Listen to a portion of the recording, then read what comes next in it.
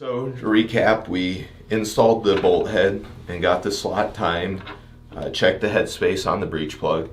Everything's installed correctly now, so we've got the Arrowhead Gen2 module, and I'll just show you how it works in the gun. Just drop it right in there, no tools required. Close up, fire it, zero leakage, toolless extraction. Hi, this is Luke with Arrowhead Rifles. Today I'm going to walk through a quick how-to install the CVA Paramount upgrade kit we have that converts the Paramount over from the Flame system to the Arrowhead Gen2 breech plug system. If you've been seeing leakage with the Flame, or you're tired of trying to have to put the modules in by hand, this kit will solve all the leakage, and then it's a toolless prime and deprime in the gun. So to start with, of course, we always make sure the gun's unloaded. This gun, I've already got the factory breech plug out, but if you need to take that out, it would come out with a 7/16 socket. And we've got to take off the original bolt head. This one's been broke free before, so it came loose quite easily, but sometimes they can be fairly stubborn. But we take that off, just like that. And you've got a couple pieces there. We won't use any of the pieces, the spring or anything. Alright, so we've removed the factory bolt head assembly. At this point, we're going to take the base adapter and screw that into the bolt body, like this. It takes a 5/8 socket to tighten down. You want to make sure it's fully tightened so it's in the place it's going to want to be. And then we take a Sharpie, and the reference mark I like to use is this slot in the side of the bolt. I just put a little Sharpie mark there, centered on that. At this point, we'll take the base adapter back off.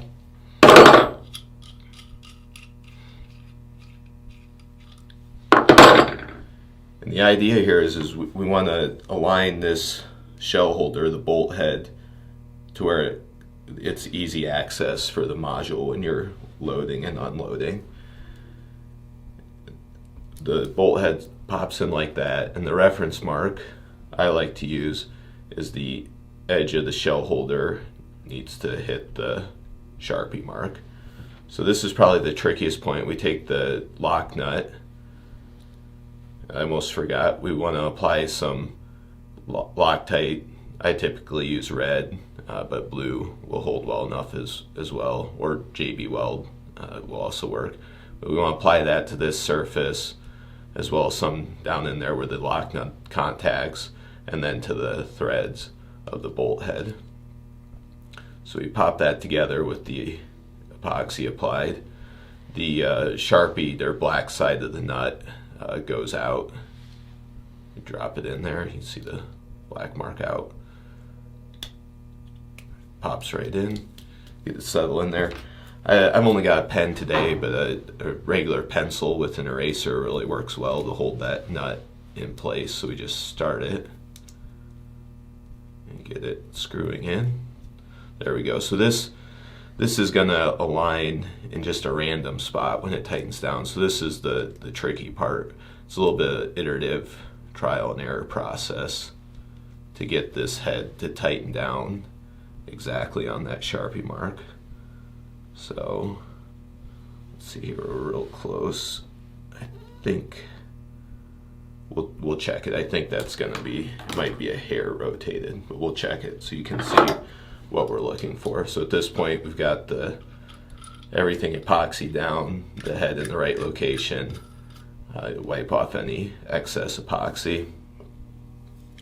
Get that 5/8 socket, tighten it down.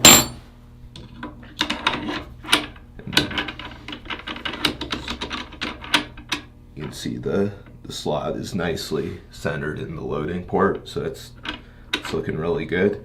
At this point, you want to set things aside and let the epoxy cure as we go through the breech plug install If there's pressure that'll rotate the head, you can break the seal and bring things out of line. So it's really best to just let it set until the epoxy or Loctite cures. Now we're going to move on to the breech plug installation. We've let the epoxy cure in the bolt head. In this case, we're going to just pretend it's cured, since obviously it hasn't. The kit comes with 2 breech plugs. I only remembered to bring one to the studio today for recording, but you're only going to use one of the plugs. The other will get sent back to Arrowhead. The reason we do this is the Arrowhead Gen2 system requires tighter headspace control than what typical factory guns provide. So we're going to go through the process to make sure everything headspace is out correctly. So to start with, one of the plugs will be labeled the A plug. That's the plug you start with, and that's generally going to be headspaced it is headspaced to the average headspace from what I've seen across the guns I've worked on. So there's a good chance that plug will work and you'll be done. So in this case, I know this plug has been headspaced correctly to this gun. We take the 7/16 socket again, put it in there, tighten it down. You know, if people ask for a torque spec, I typically just do snug, but if you're looking for an actual number, 50 or 60 pounds, 50 or 60 inch-pounds is a good place to be. So we've got the Arrowhead Gen2 breech plug installed. So now we move to the headspace gauges, and we've got a variety of gauges here, some with numbers, and then there's one with a no and one with a go. So with the A plug installed, you want to find the no gauge and the go gauge. There we are. So it doesn't matter which one you start with. I've got the go gauge in this case. So we'll slide that in there.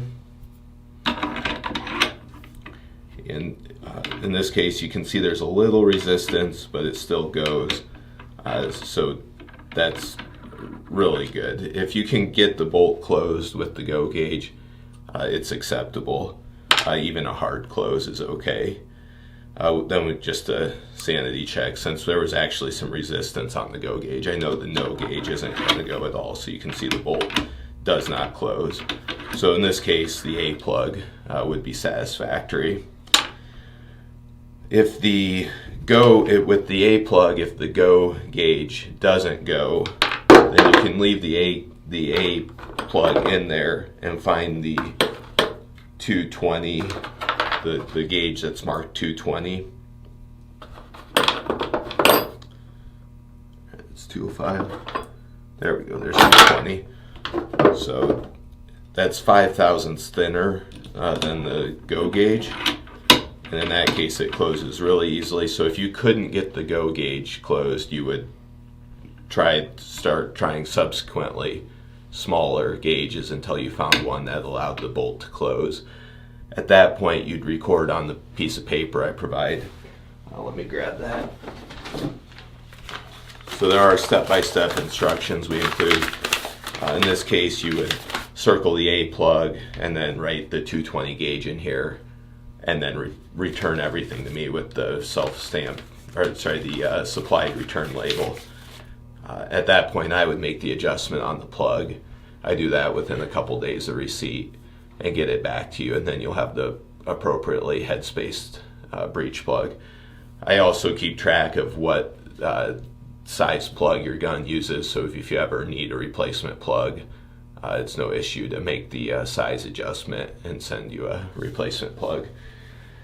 If the no gauge allows the bolt to close on the A plug, then we would go to the B plug, which is a longer plug than the A plug, and go through the gauge, different gauge sizes until you found the appropriate gauge size that fits. You'd record that on the paper and return to me as well for the headspace adjustment.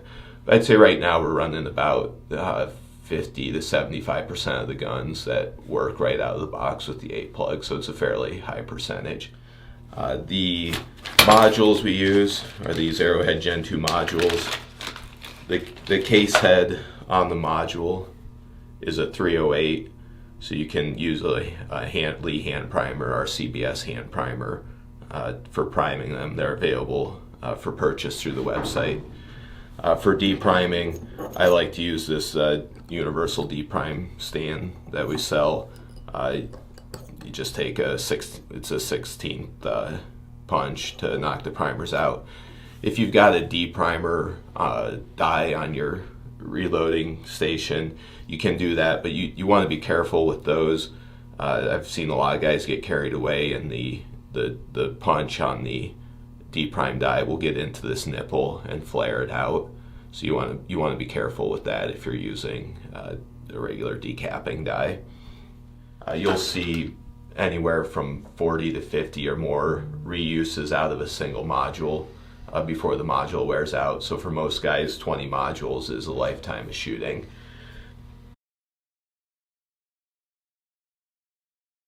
So to recap, we installed the bolt head and got the slot timed, checked the headspace on the breech plug. Everything's installed correctly now, so we've got the Arrowhead Gen2 module, and I'll just show you how it works in the gun. Just drop it right in there. No tools required. Close up, fire it, zero leakage, toolless extraction, just like that. So as you can see, if you've got your own Paramount, installing our kit is really simple to do at home. If you don't own a Paramount already and you're interested in getting one with our kit, they're available for purchase through the website. We'll also mount and bore sight optics for you, trigger upgrades, whatever you want, muzzle brake installs. This 2019 model doesn't have a brake, but I think the 2020 models are going to be threaded for a brake already. When I mount the scope, I actually bed the base to the receiver, so you get a stress-free, perfect mounting surface for your scope. And then, of course, as I said already, we'll bore sight it, so you're going to be in the ballpark right as soon as you head to the range. I get a lot of questions, will the Arrowhead XLD bullets work in the Paramount? There is a fair amount of bore size variation, so some of the XLDs are going to need to be swaged to fit the bore with a swing lock sizing die. You can check out our other videos for information on how to do that. Some are going to fit well right out of the box, and then some are probably a hair on the loose side. You really just need to check your particular bore by one of our sample packs. So once again, thanks for watching. Hopefully it's been an interesting video for you. If you've got any questions, feel free to drop me a line. You can follow Arrowhead on Facebook and Instagram under Arrowhead Rifles, or check out our website, www.arrowheadrifles.com. Thanks for watching.